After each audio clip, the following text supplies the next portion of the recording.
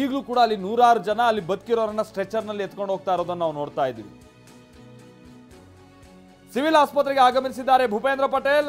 ವೈದ್ಯರ ಬಳಿ ಮಾಹಿತಿಯನ್ನ ಕಲೆ ಹಾಕ್ತಾ ಇದ್ದಾರೆ ಭೂಪೇಂದ್ರ ಪಟೇಲ್, ಗುಜರಾತ್ನ ಸಿಎಂ. ನೋಡಿ, ಇಲ್ಲಿ ಸಿವಿಲ್ ಹಾಸ್ಪಿಟ್ಲು ಬಹಳ ದೊಡ್ಡ ಹಾಸ್ಪಿಟ್ಲು, ಅಹಮದಾಬಾದ್ನ ಬಹಳ ದೊಡ್ಡ ಒಂದು ಗೌರ್ಮೆಂಟ್ ಹಾಸ್ಪಿಟಲ್, ಸಿವಿಲ್ ಹಾಸ್ಪಿಟಲ್. ಆ ಹಾಸ್ಪಿಟಲ್ಗೆ ಸಂಬಂಧಪಟ್ಟಂತ ಹಾಸ್ಟೆಲ್ ಮೇಲೇನೆ ಈಗ ಬಂದು ಆ ವಿಮಾನ ದಪ್ಪ ಅಂತ ಬಿದ್ದಿರೋದು.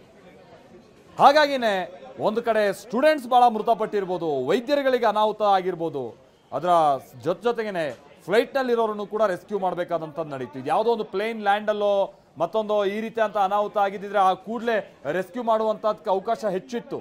ಬಟ್ ಇಲ್ಲಿ ದುರಂತದ ಮೇಲೆ ದುರಂತ ನಡೆದಿರೋದು ಅಂತ ಅಂದರೆ ಒಂದು ಹಾಸ್ಟೆಲ್ ಮೇಲೆ ಹೋಗಿ ಫ್ಲೈಟ್ ಬಿದ್ದಿರೋ ಕಾರಣಕ್ಕಾಗಿ. ಹಾಗಾಗಿ ಈ ಸಾವು ನೋವಿನ ಸಂಖ್ಯೆ ಬಹಳ ಹೆಚ್ಚಾಗಿರ್ಬೋದು ಅಂತ ಕಾಣಿಸುತ್ತೆ. ಆಮೇಲೆ ನಾವು ಒಂದು ಅನಿಮೇಷನ್ ಮುಖೇನವಾಗಿ ಹೇಗೆ ದುರಂತ ಆಗಿರಬಹುದು ಅನ್ನುವಂಥದ್ದನ್ನ ನಾವು ಗಮನಿಸ್ತಾ ಹೋಗೋದಾದ್ರೆ ಬನ್ನಿ ಅದಕ್ಕೆ ಸಂಬಂಧಪಟ್ಟ ಹಾಗಿನ ಒಂದು ಮಾಹಿತಿಯನ್ನ ನಾವು ನಿಮ್ಮ ಮುಂದೆ ಇಡ್ತಾ ಇದ್ದೀವಿ.